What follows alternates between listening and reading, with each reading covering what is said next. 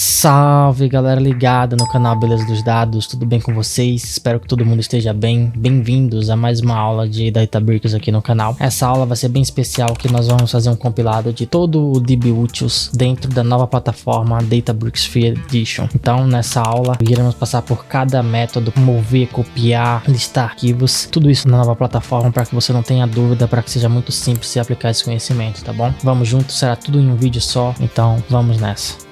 Beleza galera, então vamos para nossa aula de DBUtils. Começando, o que é DBUtils? DBUtils é uma biblioteca do Databricks que já está imersa dentro do sistema do Databricks, onde ele te dá as ferramentas úteis para você trabalhar. Ou seja, ele vai te dar formas de copiar arquivos, vai te dar formas de colar arquivos, vai te dar forma de ler uma pasta. Então basicamente, o módulo DBUtils é uma ferramenta poderosa do Databricks que permite interagir com o sistema de arquivos, gerenciar notebooks, manipular widgets e acessar segredos de maneira fácil e eficiente. Então, DB de Databricks e Utils das ferramentas úteis. Então, a gente vai começar por FS, que é a interação com o sistema de arquivos. E no FS, nós temos o LS, que nada mais é que o listar. Não é tão estranho, tá? Então, se você já conhece um pouco de Python, você sabe que no Python nós temos também o LS dentro dos OS, que é um package que vem já dentro do Python, você não precisa instalar, mas aqui a gente vai fazer uma demonstração muito simples. Então, primeiramente nós começamos chamando o DBUtils, tá?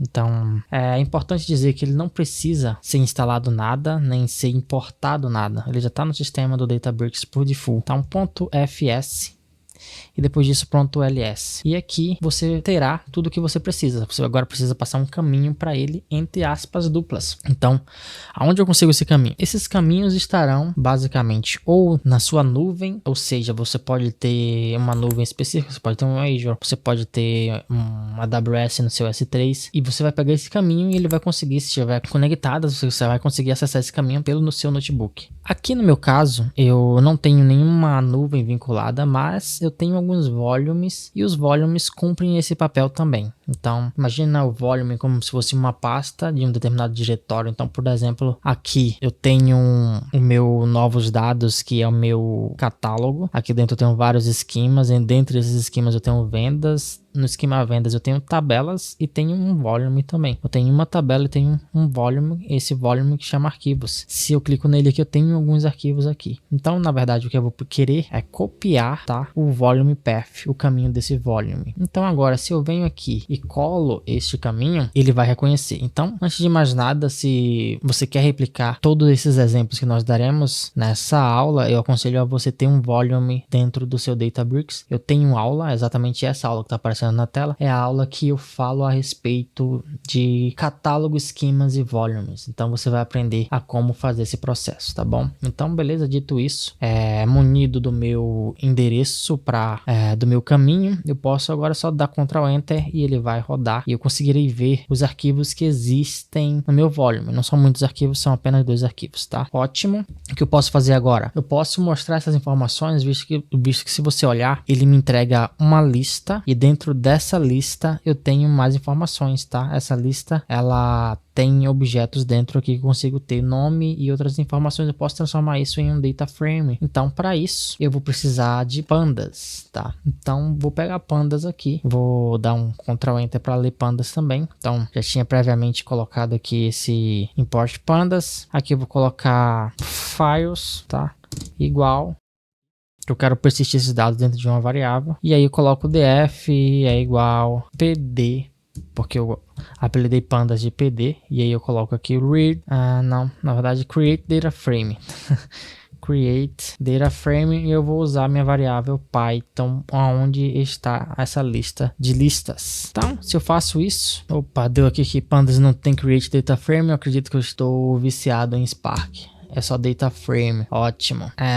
Agora que eu já criei o meu data frame, agora é hora de ver. Para ver, a gente não precisa colocar print data frame, não precisa colocar data frame.show, que seria a forma de você fazer isso no VS Code aqui no Jupyter Notebook. Nesse caso aqui, apenas Ctrl Enter para rodar e a gente já vai ver os arquivos deste data frame. Como tem poucos arquivos, só 2, a gente vê assim pequenininho sem problema. Se tivesse mais, o Databricks ia nos mostrar apenas uma amostra sem exibir todos os arquivos. Beleza, então esse é o ls. Vamos agora criar uma pasta dentro do Databricks. E como é que nós fazemos isso? De novo, vamos usar dbutils.fs e fs de file system e makeDirs para isso, tá bom? Então dbutils.fs.mkdirs. E aí, beleza. Com isso, a gente precisa escolher um lugar. Novamente, eu vou voltar aqui no meu volume que eu tenho. Inclusive, esse volume foi criado com vocês na aula Catálogo, Esquema e Volumes. Então, neste volume, vamos lá, vou criar uma pasta aqui dentro, logo após o volume. Então, não precisava nem vir ali, só vou vir aqui, colo o endereço que eu quero a pasta. Eu posso dar um barra e dizer qual é a minha pasta, né? Então,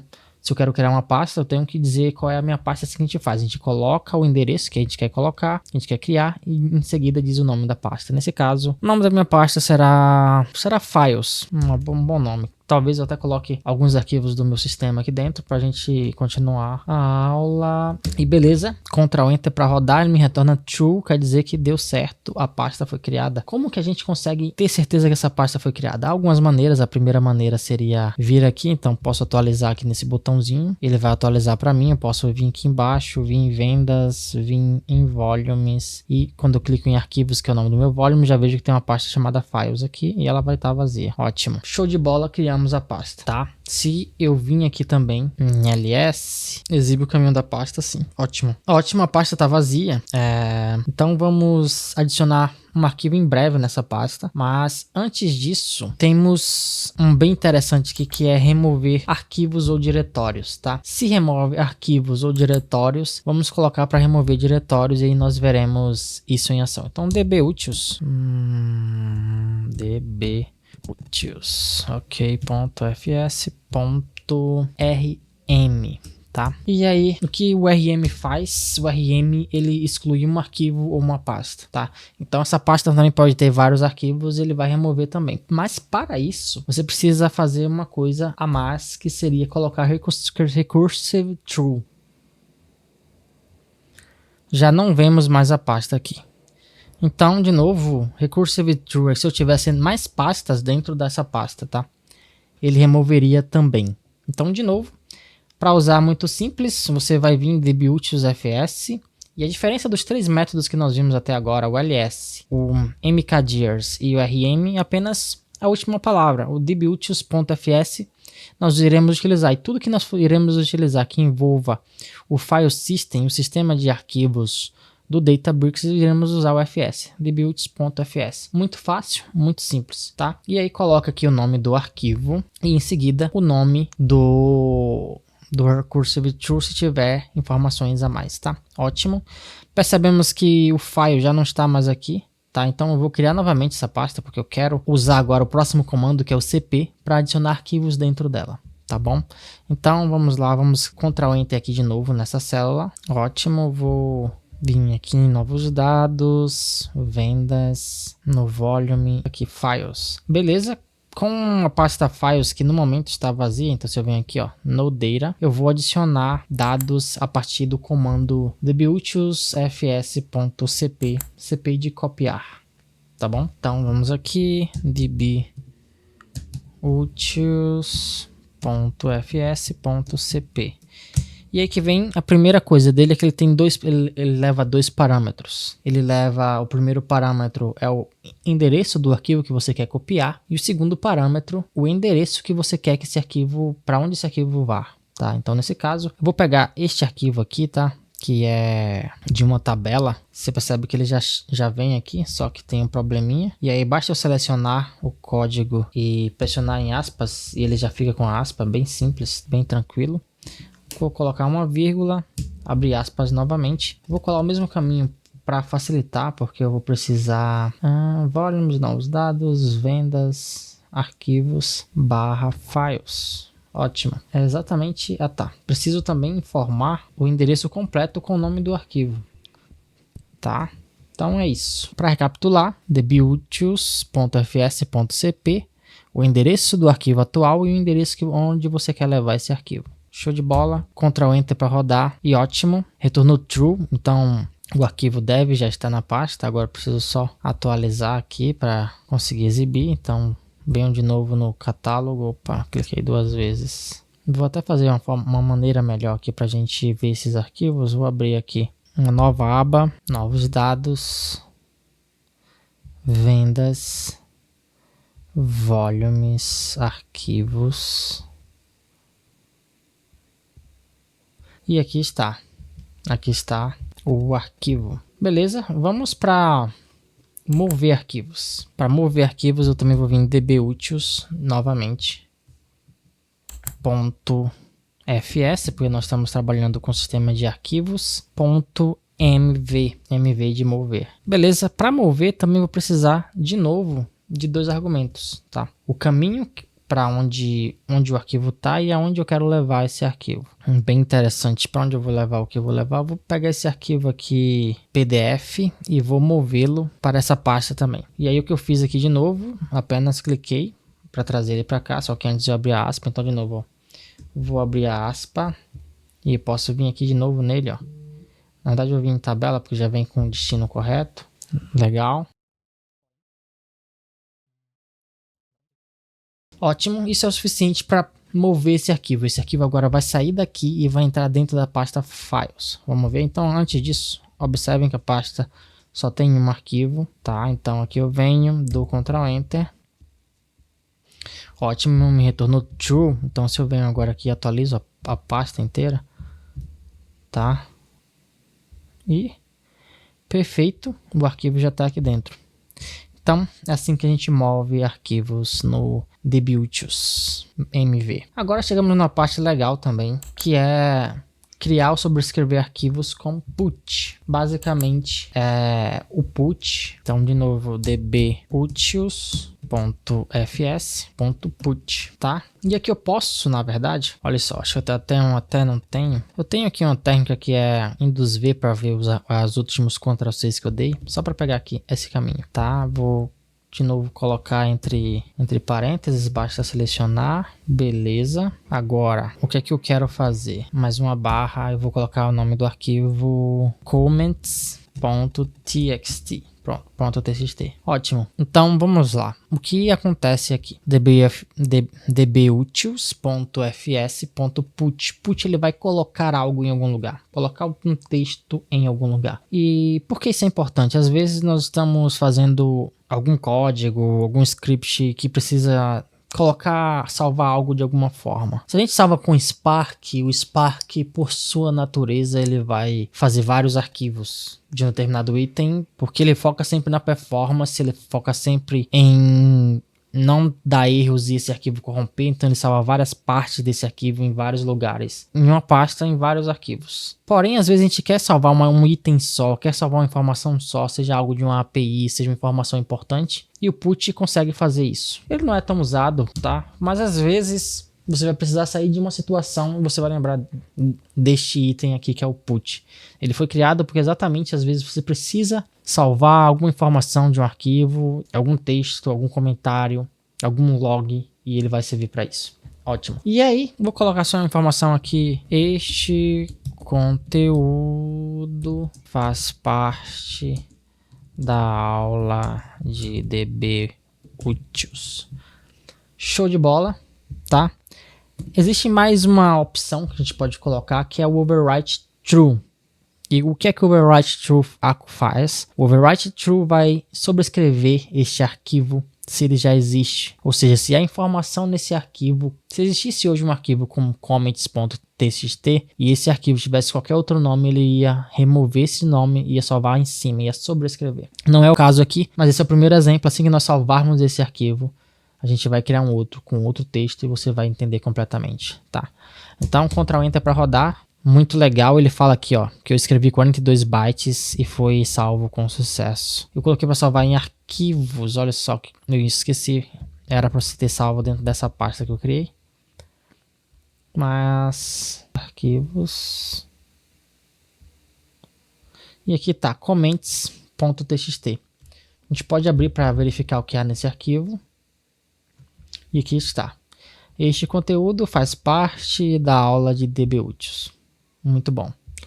Eu vou apenas adicionar mais informações. Em vez de remover tudo, Há outras formas de a gente fazer isso. Isso aqui é até interessante para explicar para vocês como funciona o append, né? O append, então, esse conteúdo faz parte da aula de DBUtils do canal A Beleza dos Dados. Show de bola. O append, a gente já viu isso em outras aulas aqui, ele adicionaria agora, se existisse o método append, ele adicionaria só essa outra parte do texto, tá? Que seria do canal A Beleza dos Dados. Tá, isso economizaria a memória. Não é o caso aqui, tá? Então vamos rodar. Ele vai sobrescrever tudo e vai ter essa informação inteira. Oba, beleza. Eu esqueci de colocar o comando para sobrescrever, né?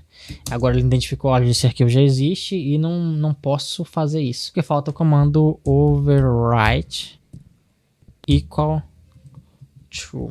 Tá? Agora, se eu rodar, vai dar certo e falou que eu escrevi 70 bytes, tá? Se existisse o append, seria um pouquinho diferente. Então agora se eu abro o comments, se percebe que agora tem informação completa. Show de bola. Este é o comando put.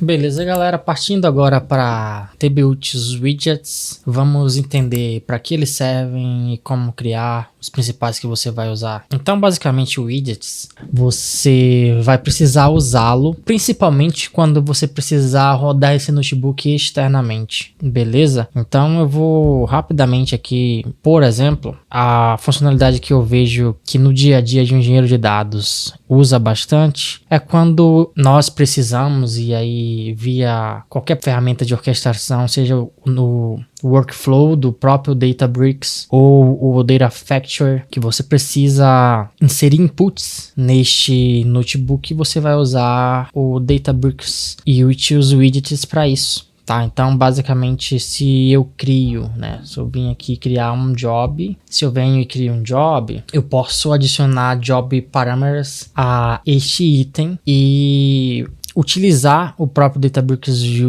Widgets para isso. Claro, eu posso também, até para facilitar uma análise, colocar ali um drop down, colocar widgets de texto para mostrar explicitamente o texto no código também, mas uma das funções que eu mais gosto é aqui, porque aqui você passa a sua variável um caminho e ele tem acesso a esse caminho, a esses dados e consegue rodar o pipeline por si só. Se você ainda não entendeu nada a respeito, vai ficar mais claro agora, tá? Então, basicamente aqui, quando eu venho aqui em widgets e vou criar um widget de texto, como que funciona, né? Então, basicamente, eu venho em dbutils.widgets, tá? E aí, eu posso colocar .text.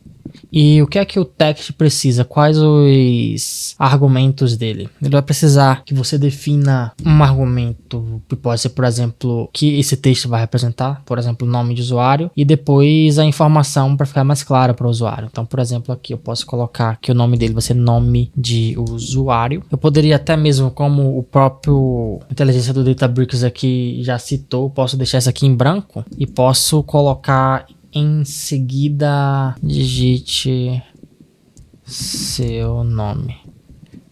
Tá, deixa eu tentar ver esse último aqui. Beleza. E se eu rodo isso aqui, ele já vai criar para mim em cima.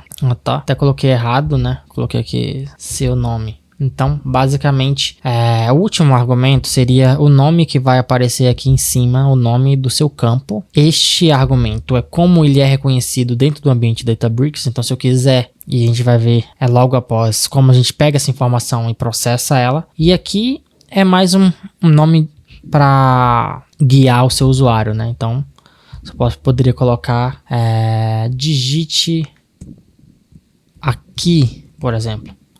Assim, tá? Então, informação puramente para o usuário. E aí, eu vou ter que remover aqui, tem essa parte chata, né? E se eu rodo de novo, agora sim. Show de bola. Como é que eu pego essa informação, então?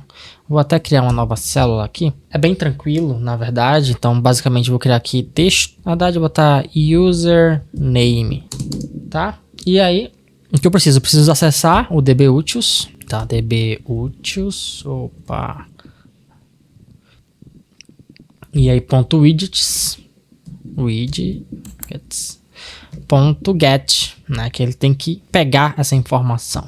E eu sei, né, inclusive, que a minha informação é nome de usuário, porque eu defini aqui em cima, então eu repito aqui embaixo. E uma vez que eu tenho esse dado, eu posso imprimir na tela. Eu vou até deixar esse exemplo que o próprio assistente do Databricks me forneceu aqui. Então, Ctrl Enter para rodar. E como não tem nada ainda, né, ele aparece o digite aqui. Mas, por exemplo, se eu venho agora aqui e coloque o... Aí observa que às vezes nem é tão legal você colocar essa informação aqui, né? Então, geralmente você vai ver esse campo sem nada. Vou até deixar sem nada porque eu acho que é mais útil desse jeito. É só abre aspas e fecha e deixa sem nada. Claramente você teria que rodar isso aqui novamente. Então aqui eu vou colocar Ozzy, tá? E uma vez que eu faço isso, você observa que ele já processa aqui a informação, né? Automaticamente. E isso é muito legal. Porque é como se eu, automaticamente, assim que coloco a informação, ele dá um execute automaticamente. Ótimo. Então já está aqui. Olá, Ozzy. Perfeito, ele já salvou isso em memória. E por que isso é importante? Imagina no momento que a gente está executando isso aqui no nosso job, a gente tem que pegar uma informação de algum lugar. E a partir daqui eu poderia muito bem vir aqui, colocar a informação. Como é que eu salvei meu yield e meu Databricks Utils aqui? Poderia já colocar alguns valores padrões também, tá? Já que se esse nome não vai ser o input de um usuário, não vai vir de algum sistema ou algo do tipo, eu posso vir aqui e colocar o que eu espero receber. Inclusive posso colocar valores dinâmicos dentro disso também, então é bem interessante, é bem legal. Então, basicamente, no Databricks Utils é muito importante você entender sobre esses parâmetros, sobre os widgets, tá? E principalmente o widget de texto, ele é muito utilizado. Então, aprenda, decore a sintaxe, é bem simples. Você vai usar bastante em um ambiente de engenharia de dados e data science, tá? Ótimo. Então, este é o primeiro. Depois disso a gente vem para widgets de drop-down, tá? Que aí é um widget, imagina que você tem ali uma série de itens, né? 3, 4 itens que se repetem no código e você quer deixar de um jeito mais dinâmico para você fazer uma análise, você apresentar um notebook para alguém, já está pré-definido. Então também é bem interessante. Então db utils.widgets, widgets.dropdown, tá? E o drop-down é bem interessante, porque se você vai ter uma série de argumentos, inclusive você pode passar uma lista, tá? E aí, vamos lá. Primeiro argumento, como nós já sabemos a partir do próprio de texto aqui, o widget de texto, a gente sabe que é o nome que esse widget vai ter no sistema do Databricks. Então vamos colocar aqui, escolhe cor, tá? A gente vai usar um exemplo de cores aqui, vírgula. A gente pode deixar uma cor padrão, tá? Neste exemplo eu vou colocar vermelho como a cor padrão, já pré-definida pelo próprio sistema. Após isso, eu já posso escolher aqui as cores. Eu não sei porque me retorna, tá? Então posso escolher a cor vermelho, azul e verde. E após isso, eu vou chamar esses dados e você vai ver isso em ação. Então primeiramente eu vou só rodar aquele separado e você já vai ver ali que apareceu já aqui, tá? As cores, as 3 cores principais e o vermelho já como em destaque. Beleza, e aí você pode de novo vir aqui e colocar uma variável, vou colocar cor, vai ser igual a dbutils.widgets.get e vou colocar escolhe cor. Eu não quero colocar todas essas parafernálias que eu... escolhe cor. Ótimo. A partir disso, você pode fazer um print para determinada cor. E se eu venho aqui, não vou escolher vermelho, vou escolher azul e ver o que acontece, tá bom? Então, escolhendo azul, de uma vez que eu rodar aqui, então... obtivemos um erro, vamos entender. Deixa eu rodar ambos aqui. Eu errei o nome, né? Eu coloquei aqui sem o S em cima, então eu nem vou mudar em cima, eu vou só colocar a mesma coisa embaixo e pronto. Então de novo, vou mudar de cor aqui em cima, vou colocar verde agora e ele já vai rodar automaticamente e apareceu, você escolher a cor verde, muito interessante também usar. Eu acredito que o do DBUtils você vai usar no seu dia a dia muito mais o de texto, mas esses outros também são muito importantes, principalmente se você é um cientista de dados, você quer criar maneiras automáticas ali de apresentar várias variáveis ao mesmo tempo e você quer já predefinir, o drop-down é muito bom também. Vamos agora entender o Combo Box, como é que ele funciona. Então, dbutils.widgets.combobox, abriu parênteses, de novo você vai definir o nome que você vai dar para esse widgets, que vai ser reconhecido depois pelo comando get. Então nesse caso vai ser, vou colocar cidade, tá? Após isso, você já pode colocar então algumas cidades. Então nesse caso aqui, coloquei que por predefinição vai ser São Paulo, vai ter São Paulo, Rio de Janeiro, Brasília. Vou colocar também aqui Salvador. E vou colocar uma cidade que não é capital. Vou colocar Santos aqui também. Santos.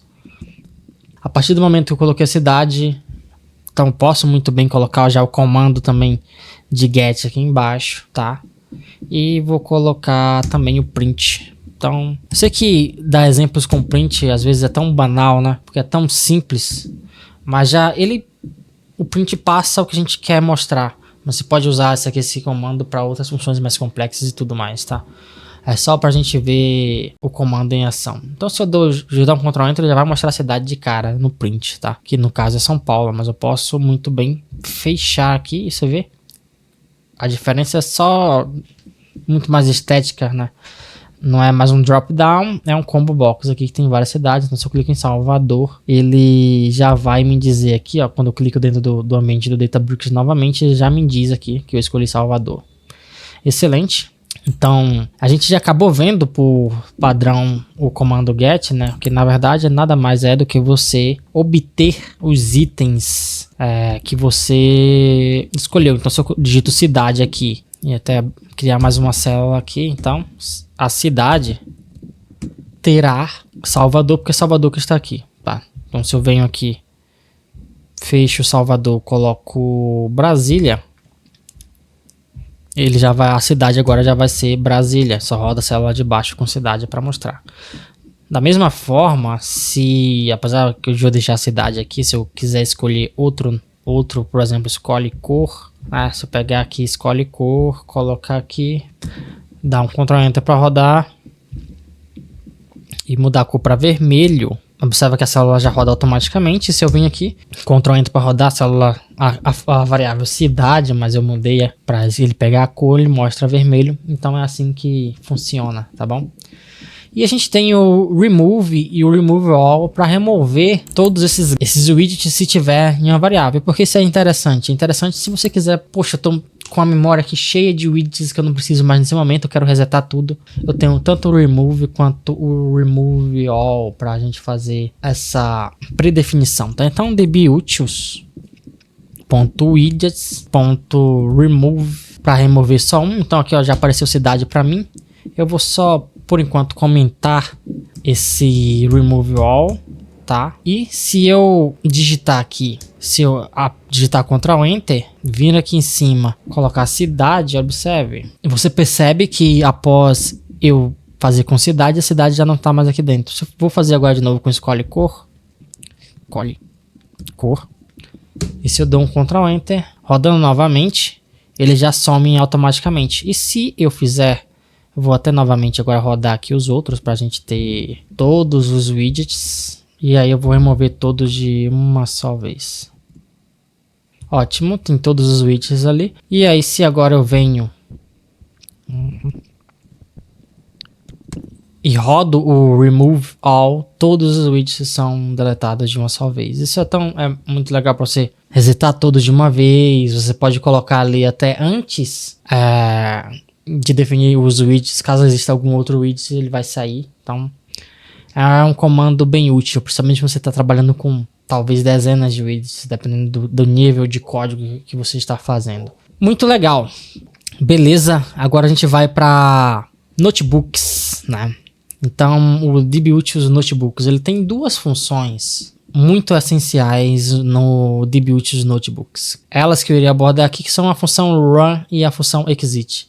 Então, primeiro, para a gente entender a função run, é preciso ter um notebook externo.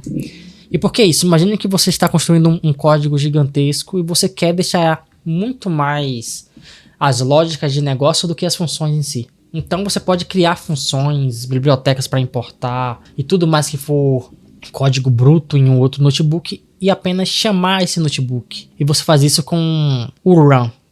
E aí o run, ele tem tanto uma função, como eu venho fazendo, você poderia muito bem chamar debuts.notebook.run e colocar o caminho do seu notebook e colocar para rodar. Mas eu prefiro usar o comando mágico, porque fica muito mais fácil da gente rodar isso aqui. E eu vou explicar para vocês como funciona, tá? Eu tenho uma aula, tá aparecendo agora na tela para vocês, a respeito de comandos mágicos. Tem os comandos mágicos essenciais nessa aula, é bem legal. Para agora, o que é que eu vou mostrar para vocês aqui? Então, eu tenho em algum lugar, acho que é este cara aqui. Eu tenho duas funções bem simples aqui, uma função de soma. Ela recebe quantos valores você quiser e soma. E tenho também a função aqui de simplesmente mostrar o número que é par e ímpar, tá? Este asterisco aqui tem um keyargs, né, dentro dos conhecimentos de Python, serve para você fala que não sabe quantos argumentos essa função levará. Simplesmente isso. Então você pode colocar tanto 1, quanto 2, quanto 3, quanto 4 argumentos e ela vai entender. Ótimo. Dito isso, acho que essa tela aqui eu já posso fechar. Beleza.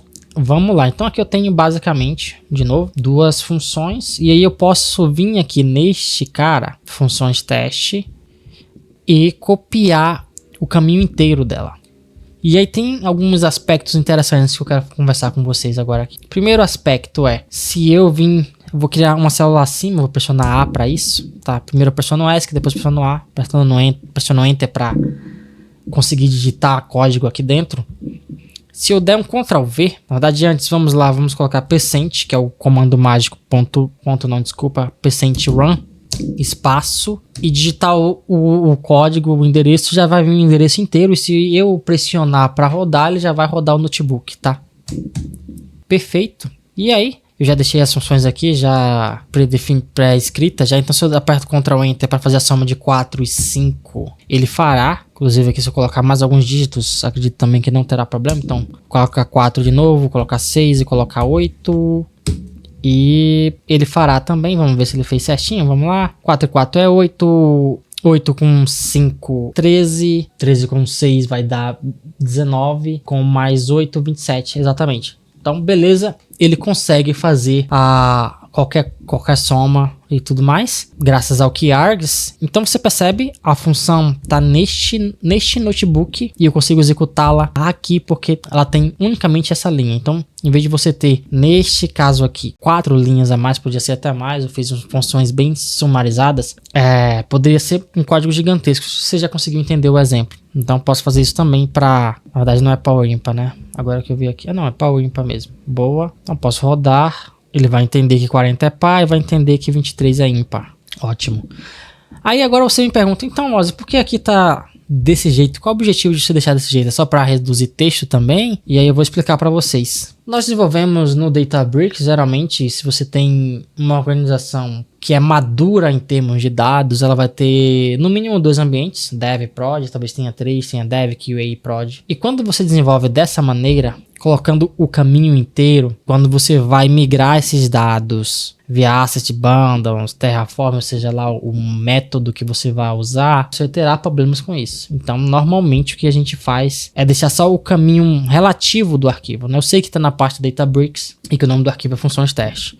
Então, eu coloco apenas esse dado e quando eu aperto o Ctrl Enter, ele vai rodar, tá? Então, agora eu nem preciso mais desse arquivo aqui, dessa célula abaixo. E os códigos rodarão também sem nenhum erro, tá? Então o caminho relativo do arquivo faz todo sentido quando você vai pegar esses dados depois, pegar todos os pipelines que você fez, os notebooks que você fez e vai migrar esses dados entre ambientes. Agora está no ambiente Dev, vai estar no ambiente QA, vai estar no ambiente Prod, ele vai rodar sem nenhum problema. Por quê? Porque eu coloquei caminhos relativos e isso é sensacional. Não estou endereçando todo o meu caminho. Tá bom? Então esse é um conhecimento, uma dica bônus para vocês e esse é o run. Agora se a gente vir em encerrar um notebook, nós fazemos isso com o exit. Aqui também já tem um código todo pronto. Inclusive eu fiz esse código junto com vocês na aula anterior, que a gente usava o Databricks Community para fazer isso. E o objetivo de todo esse compilado de dbutils é mostrar para vocês como é possível executar todas as funções dentro do Databricks Free Edition. Eu não vou fazer esse código novamente, tá? Mas é bem tranquilo. Eu vou deixar a aula aqui em cima para vocês também a respeito de como eu fiz esse código aqui. É um código bem tranquilo para mostrar a vocês como é possível fazer esse tipo de análise, tá? Então basicamente aqui eu tenho um código que diz para mim a hora de um trabalhador, e se determinada hora for uma hora especial de sair, o notebook vai rodar e nessa hora nós não teremos então a hora de trabalho e ele vai sair do notebook. É bem simples, bem banal mesmo, apenas algo para explicar a vocês como funciona. Então, por exemplo, aqui, agora são 2h43. Se eu colocar esse horário, eu entendo que ele vai cair nessa condição aqui que diz o seguinte: se o current time for igual a special exit time, você vai sair do notebook porque é horário de saída. E acabou, tá bom?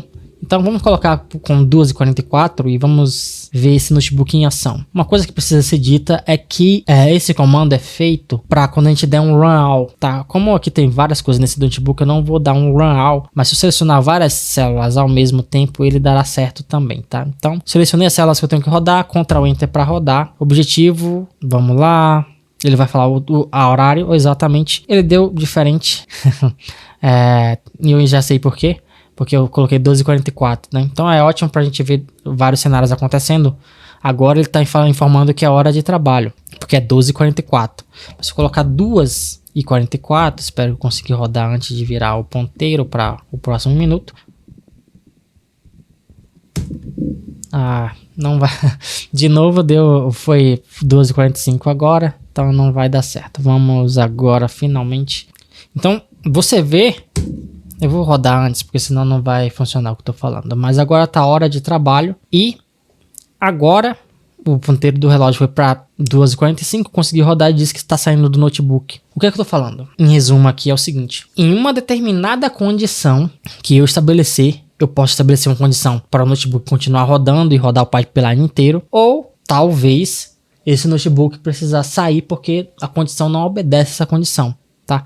E você vai se deparar fazendo pipelines e vai precisar de ter algo para falar: cara, eu não quero executar esse notebook agora, porque não faz sentido, o arquivo não chegou ainda. Você pode colocar uma condição de ter um determinado arquivo na tabela. Você pode colocar uma condição aqui, então compara duas tabelas e ver os arquivos que estão a mais e fazer rodar. Você pode colocar uma predefinição por tempo também. Então tem várias coisas legais para fazer e vai precisar de algum momento sair do notebook.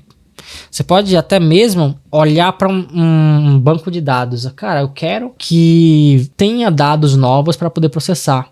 Se os dados forem iguais aqui, eu não preciso processar. Os dados são iguais, não vai precisar processar.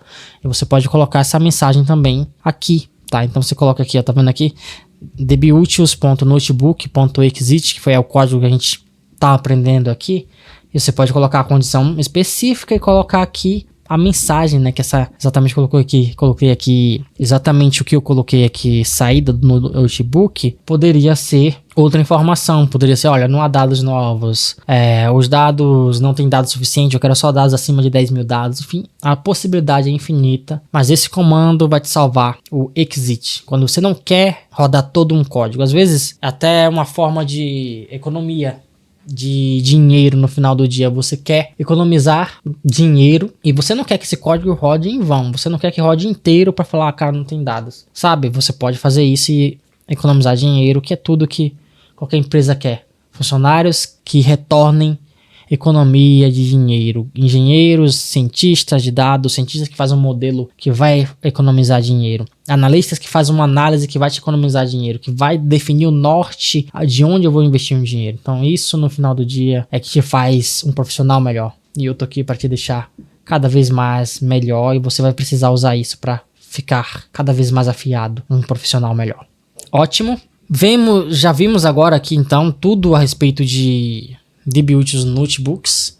Sobre o dbutil secrets, vou falar levemente a respeito, porque o dbutil secrets ele funciona melhor quando você tem uma cloud vinculada e você tem segredo de fatos para mostrar. Não é o meu caso aqui, você poderia ter um Azure e ele mostrar no Key Vault como utilizar, e você poderia usar o próprio escopo que você cadastrou no Key Vault, dá para ser lido pelo Databricks e você pode utilizar aqui para uma determinada senha do seu banco de dados. Você só coloca o escopo, coloca aqui o nome paralelo que você deu e ele vai conseguir ler essa informação e será ideal para não expor suas senhas, tá? É bem legal isso aqui e bem simples de usar. Então você pode vir aqui, dbutilsecrets.get, colocar o nome do seu escopo que você definiu no Key Vault, no Azure Secrets, no GCP, e colocar também aqui a chave específica e ele vai rodar. Você pode listar também todos os segredos, todos os escopos que você tem, tá? E assim entender qual é e colocar aqui também. Então é bem isso, tá? Então você consegue listar os segredos disponíveis e listar os escopos disponíveis também. Ótimo. Nós temos também o dbutilts.data. Ele é muito pouco usado e eu vejo assim, de certa forma até um equívoco em relação a isso, porque é algo interessante para te dar pontos de vista diferentes, né? Então, se nós vermos aqui esse exemplo, eu não vou conseguir rodar exatamente este código porque eu não tenho este arquivo neste ambiente do Databricks, tá? Que seria esses dados aqui da Mega Sena de 2024 e tudo mais. De novo, a gente tem um vídeo que a gente fala sobre isso no canal, se você quiser mais detalhes de como fiz essa análise. Mas aqui, o principal objetivo é para mostrar que o describe, tá? Ele vai ter, se eu dou um describe, dou um display, ele vai me mostrar informações muito menos... Já são informações úteis, claro, a média, o count, a standard deviation, o desvio padrão, o valor mínimo, o valor máximo, que é interessante. Já é bem legal, mas quando eu olho esses mesmos dados, observe que é a mesma informação, e eu pego agora esse data frame df2 e coloco no dbutilts data summarize, eu vou ter muito mais informação, tá? Então, se eu olho aqui, eu vejo informações de gráficos a respeito de comportamento desses dados, eu vejo informações como dados únicos, como o top, a frequência do top, a média, né, do tamanho deste data frame, o count. Então, é mais... eu diria mais informações de uma maneira mais fluida para você entender e você analisar, tá? E aí até o próprio Python tem outras maneiras, outras libraries que você instala, que você vai... Cara, quero fazer uma análise exploratória desses dados, eu quero só pegar esses dados e ver o que ele pode me entregar. Tem libraries melhores para fazer isso. Mas aqui já é interessante para nós vermos como esses dados se relacionam, tá? Então, se você quer ter mais uma forma de ver esses dados aqui, eu te sugiro executar o dbutilts data summarize. Você vai ver vai ter uma visão bem superior a respeito do summarize. Inclusive eu consigo, vamos lá, vamos pegar uma tabela de exemplo do próprio Databricks aqui. Então samples, informações sobre o clima, vamos lá, vamos pegar essa tabela aqui. Então, ótimo. E aí eu posso vir e dar um df e colocar spark ponto table, acho que é a melhor forma de a gente ponto table. Ele vai reconhecer isso aqui como um caminho de uma tabela. Ótimo. E agora aqui eu só vou tirar o 2 porque eu coloquei só df lá. E eu coloco para rodar aqui em dbutilts.data.summarize, executando a função df. Vamos ver o que ele nos retorna. Acabou de rodar aqui.